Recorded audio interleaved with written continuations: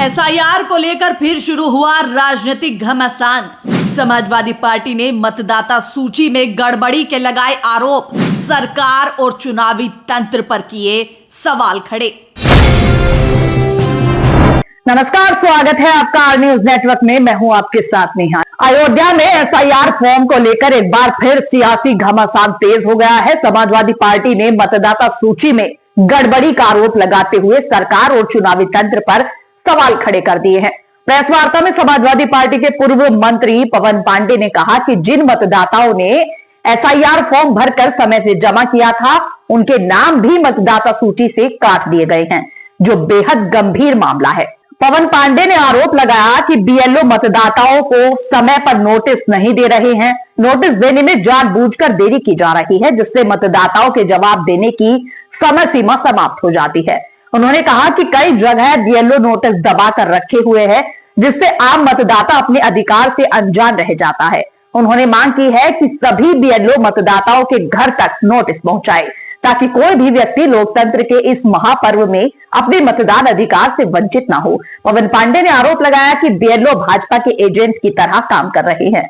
उन्होंने कहा कि जिन मतदाताओं का नाम वर्ष 2003 की मतदाता सूची में था और जिन्होंने 2024 के लोकसभा चुनाव में भी मतदान किया, आज उन्हीं मतदाताओं के नाम एसआईआर फॉर्म भरने के बावजूद काटे जा रहे हैं। समाजवादी पार्टी ने मामले में निष्पक्ष जांच और तत्काल सुधार की मांग की है। ये जो एसआईआर प्रक्रिया चल रही है विगत कई महीनों से, इस एसआईआर प्रक्रिया में बड़ा लोचा है। अधिकारी निर्वाचन आयोग की गाइडलाइन का ईमानदारी से पालन नहीं कर रहे हैं। लगातार कई उदाहरण हमारे पास ऐसे हैं कि जो वोट काटे जा रहे हैं। जिन लोगों ने एसआईआर प्रक्रिया के तहत अपना पूरा फॉर्म भरा, 2003 में भी उनका वोटर लिस्ट में नाम था, 2024 के लोकसभा में भी उन्होंने वोट दिया, एसआईआर में सारा पूरा फॉर्म भरा। कैप्टन अफजाल साहब की पत्नी ने पूरा फॉर्म भरा था, उनका नाम है कैसर अफजाल, उनका नाम कट गया वोटर लिस्ट से। कैसे कट गया, इसका जवाब निर्वाचन आयोग को देना चाहिए। कैसे कट गया वोटर लिस्ट से नाम? दूसरा, मोहम्मद तालिब, इन्होंने भी एसआईआर का पूरा फॉर्म भरा, ये सब पूरा भरा है, मैंने दिखाया। इनको नोटिस आई, क्यों नोटिस आई है? दूसरी चीज, ये हमारे बगल बैठे हैं, कौन सवाल लगता है? लाला लाजपत राय वार्ड, पहले ये गद्दोपुर हिरणकापुर, अब ये लाला लाजपत राय वार्ड हो गया है। यहां वोट लगभग 500, 450 लगभग, और एसआईआर में वोट आया है 216। बाकी वोट कहां चला गया? और सारे लोग जीवित भी हैं अभी। अगर गांव जाएं, घर घर मुआयना करेंगे तो सारे लोग मिलेंगे। तो प्रधानी की सूची में, जिला पंचायत की सूची में 500 वोट और एसआईआर में 216 वोट, बाकी 228 वोट कहां चले गए? प्रशासन को इस पर भी ध्यान देना चाहिए। दूसरी चीज, जो नोटिस आई है, जो नोटिस की डेट है, मान लीजिए 25 तारीख नोटिस की डेट थी, बीएलओ नोटिस दिया ही नहीं, तो क्या होगा? वो मतदाता अपने वोट से वंचित हो जाएगा। ये बीएलओ जो हैं, ये नोटिस को दबा के रखे हैं, जिसकी नोटिस है उसके घर घर नहीं पहुंचा रहे हैं। हमारी ये मांग है कि वो सारी नोटिस घर घर पहुंचनी चाहिए, मतदाताओं को नोटिस मिलनी चाहिए, जिससे वो उसका जवाब दे सके और मतदान के लिए और लोकतंत्र में उनका वोट सुरक्षित हो सके। लेकिन ये कार्रवाई नहीं हो रही है, नोटिस दबा के रखे हुए हैं और मतदाता कोई जवाब, बीएलओ कोई जवाब दे, अधिकारी नहीं तय कर रहे हैं इस पर।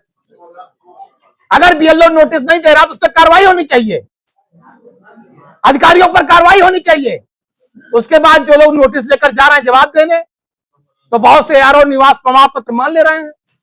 अब ये तहसीलदार हैं फैजाबाद के, ये अपने ही तहसील के बने हुए निवास प्रमाण पत्र को नहीं मान रहे हैं, दिक्कत है। ये दूसरे दल की निष्ठा को साबित करने के लिए मतदाताओं को दौड़ा रहे हैं बार बार। अच्छा, मतदाता एक बार दौड़ेगा, 2 बार, तीसरी बार कहेगा वोट बने न बने, हम आएंगे ही नहीं। तो ये अपनी दलील निष्ठा साबित करने में लगे हैं। हम तो मांग करेंगे डीएम साहब से इनको हटा दिया जाए। इनकी दलील निष्ठा बहुत मजबूत है। ये किसी दल के कार्यकर्ता झंडा ले ले, जाए काम करे, बिना मतलब तहसीलदार कुर्सी बैठकर मतदाताओं को प्रभावित कर रहे हैं। तो जो भी अधिकारी निवास प्रमाण पत्र या अन्य चीजें जो यारों को दिखा रहे हैं, उसमें जो भी लोग मतदाताओं को परेशान कर रहे हैं, उस पर भी निर्वाचन आयोग को, फैजाबाद के जिलाधिकारी महोदय को ध्यान देना चाहिए। नोटिस समय से पहुंचनी चाहिए। और जिन लोगों की डेट निकल चुकी है, नोटिस नहीं दी गई है, हम निर्वाचन आयोग से मांग करेंगे कि दोबारा यह सख्त निर्देश करें कि बीएलओ उन लोगों को नोटिस दें, समय बताएं और वो लोग जाकर जिससे आरोप यहाँ अपनी नोटिस का जवाब देके अपने लोकतंत्र में अपने मतदान को सुरक्षित कर सकें। ये हमारी मांग है कि कोई भी आदमी अधिकार वोट से वंचित न किया जाए, किसी को भी वोट से वंचित न किया जाए, एक भी वोट कटने न पाए, किसी भी एक व्यक्ति का, माताओं बहनों का, बड़े बुजुर्गों का वोट नहीं कटना चाहिए। सबको लोकतंत्र में वोट देने का अधिकार मिलना चाहिए। और जो लोग वोट को गलत तरीके से काटना चाहते हैं, जो लोग लोकतंत्र की हत्या करना चाहते हैं, इनके ऊपर प्रशासन पर कड़ी कार्रवाई करनी चाहिए। ऐसे लोगों पर हाँ, मैं ये भी कह रहा हूं कि एक समय ऐसा था कि सारी चीजें सरकार ने आधार से लिंक करा दी। बैंक खाता आधार से लिंक, राशन कार्ड आधार से लिंक, मोबाइल आधार से लिंक, पासबुक आधार से लिंक, सारी चीजें आधार से लिंक। तो अगर सरकार बेईमानी नहीं करना चाहती, अगर सरकार वोटों की चोरी नहीं करना चाहती, अगर सरकार गलत वोट नहीं बनवाना चाहती, तो वोटर आईडी कार्ड को भी आधार से लिंक कर दें। अगर सरकार की मंशा ईमानदारी से चुनाव कराने की है, अगर सरकार बेईमान नहीं है, अगर निर्वाचन आयोग ईमानदारी से काम करके एक एक वोट को डलवाना चाहता है, एक आदमी एक वोट के फॉर्मूले को पालन करना चाहता है, बेईमानी से चुनाव ना हो, निष्पक्ष चुनाव हो, वोटर आईडी कार्ड को भी आधार से लिंक करें, एक आदमी एक वोट। और अयोध्या फैजाबाद में जो लोग वोट कटवा के चले गए हैं, हमें सूचना मिली है, कुछ अधिकारी मिली भागत करके फिर उन वोटों को शहर में लाके बनवाना चाहते हैं।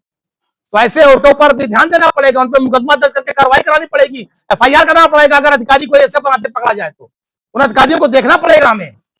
और मैं मतदाताओं से भी कहूंगा कि अपने अगल बगल देखते रहें कि जो लोग वोट कटवा के देहात चले गए, दोबारा अगर शहर में बनवा रहे हैं तो हम लोग को सूचित करें, जिससे कि हम प्रशासन से और निर्वाचन आयोग से मिलकर एफआईआर दर्ज कराए निर्वाचन आयोग ऐसे लोगों पर जो डबल वोट बना करके चुनाव को प्रभावित करना चाहते हैं। धन्यवाद।